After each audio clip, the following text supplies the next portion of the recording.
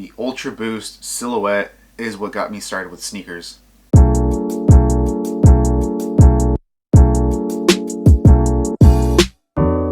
How's it going, everyone? I'm Joel here, back with another video for JoelyWollyTV, and today we are going to be talking about the Ultra Boost 1.0 in the triple white colorway.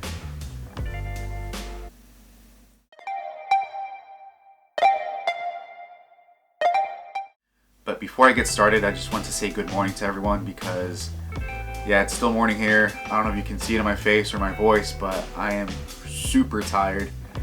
And reason for that is because I started work this week and it's just taking some adjusting to get used to. So, like I said, it's going to be a little harder to push out some videos with YouTube. When I have time, I'll do it. This review particularly, I wish I would have done earlier in the week because I received this shoe on Tuesday. And it is what it is at this point. I'll do what I can with the time I have, but without further ado, let's get into the video. So what I'm about to say is going to sound very cliche, and I've heard it all throughout the sneaker community, and I'm not the only one that probably feels the same way when I say that the Ultra Boost silhouette is what got me started with sneakers.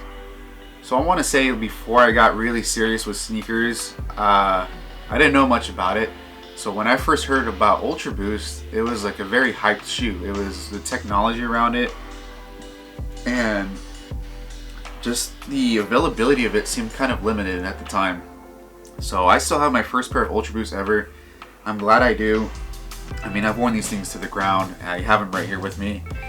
As you can see, these are pretty freaking beat up. I've tried to paint the midsole myself to try to like kind of bring it back to life a little bit, but you know, I've done just about everything with this shoe. I've worked at IKEA with this and I collected carts with it.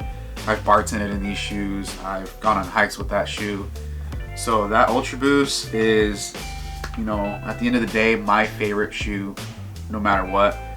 I think throughout the years it's been a little saturated. Some of the silhouettes have kind of not been as popular as the original silhouettes, but it's still a good, comfortable shoe. I think the technology is awesome.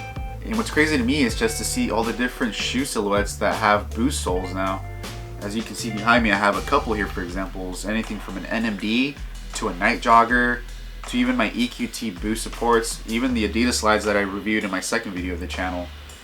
But what's crazy about those silhouettes is that they just don't compare in comfort to the Ultra Boost shoe. So I don't know why that is. I mean, you'd think they'd be pretty much similar, being that they have boost midsoles. I don't know if it's the amount of boost or just the way that they built the shoe, but the Ultra Boost remains supreme.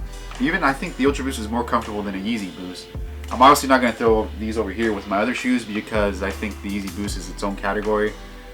I think general release shoes deserve a little more love, so that's why we're going to be talking about this shoe today a little differently. So throughout the years, we've seen a couple changes to the silhouette of the Ultra Boost as the years progress, and I haven't really been a fan of some of the newer ones coming out. I did get the Ultra Boost 20 as a Christmas gift, which I think was awesome. Just the painted blue midsole on this guy is really sweet, and then they added, I think they said 20% more boost or something, or 80% more boost, and you can clearly see just the height difference in the heel area right here of the boost on the Ultra Boost 20. The Ultra Boost 20 definitely had my approval when I saw this come out. The only thing I wish that stayed consistent with Ultra Boost throughout the years was the cage system right here for the lacing. I think the cage was probably the best feature of the shoe. It definitely let me lace the shoe in a way I liked, where I didn't have to tie it. And you know, essentially it is a performance shoe, so it's supposed to be for running, but me, I personally wear my Ultra Boost for lifestyle stuff, for everyday use. But another thing that I did like with newer Ultra Boost coming out is this outsole in the all-terrain right here. I think it just increases the longevity of the shoe personally, compared to the old just like little rubber, not rubber, it's obviously rubber, but the little circular balls, I guess I would call it. And like I said, it's just very saturated to hear like, this is the shoe that got me into sneakers, and you know what? It's okay, man. And honestly, the Ultra Boost is a Grail for me. Why? Because in my opinion, I don't think a Grail has to be expensive. I don't think a Grail has to be something that's hard to get. I mean, this was hard to get. This was the last pair at Nordstrom's when I called in. So I was super excited when I got this. And it was just a different look at the time. So don't let people dictate what a Grail should be. I know in the sneaker community, like, it starts getting kind of tough when you start getting into like the hype of things and you're getting sneaker on top of sneaker, and you kind of forget about some of these guys back here. You know, at the end of the day, it's still a shoe. If you like it, just wear it.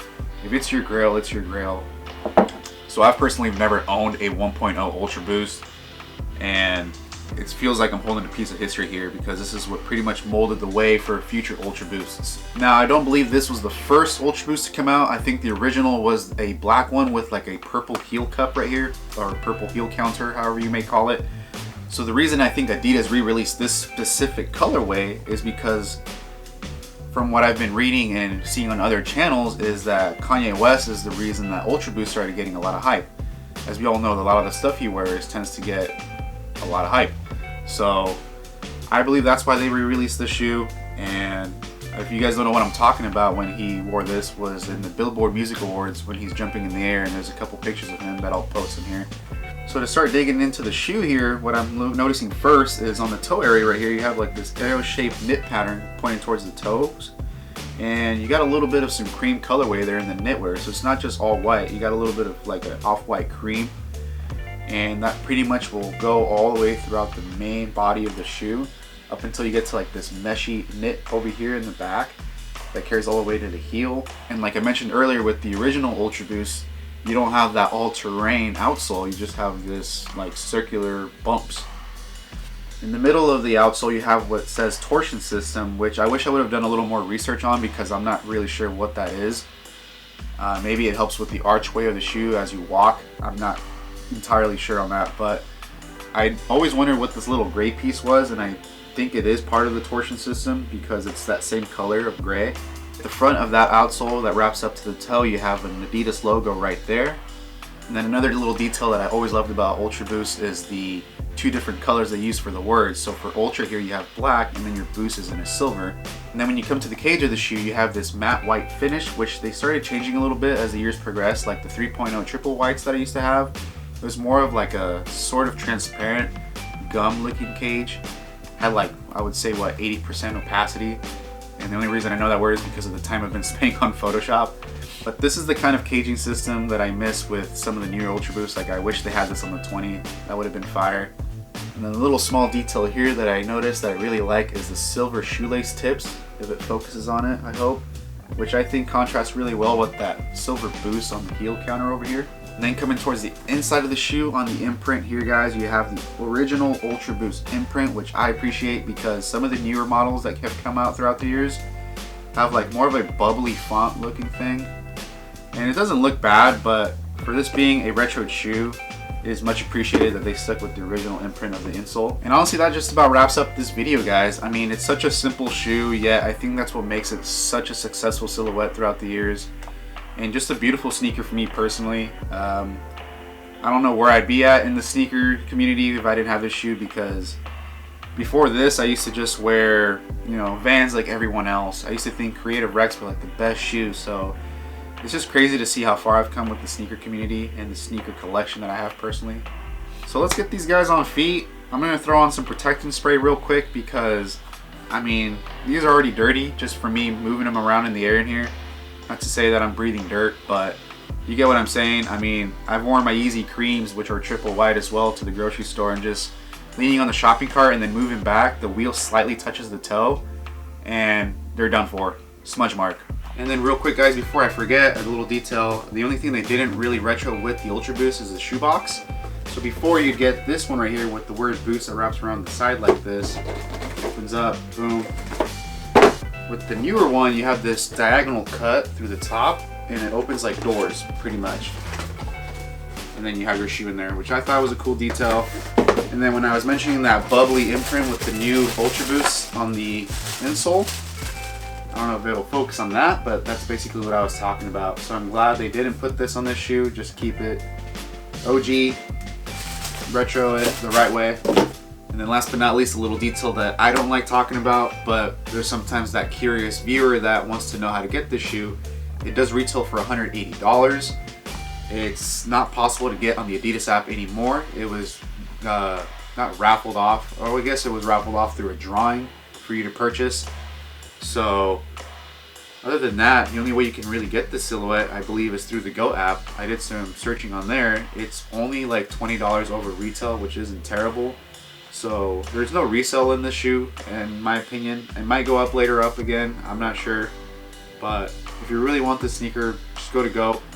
I'm not sponsored by them, I'm just saying that's where I usually have done my sneaker shopping. So yeah, it's definitely a must-have if you're an ultraboost fan. It's almost history in the making. It's what's molded the way, so yeah.